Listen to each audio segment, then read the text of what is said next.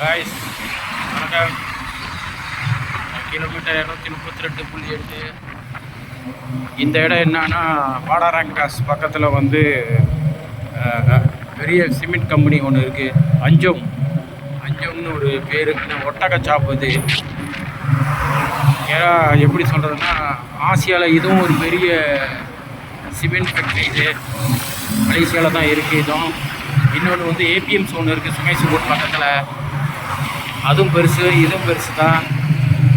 இங்கே வந்து ஒரு மலையே கரைச்சிக்கிட்டு இருக்காங்க 20 வருஷமாக. அந்த மலை கரைச்சி முடிகிறதுக்கு இன்னும் ஒரு 15 வருஷம் ஆகும் போல் இருக்குது.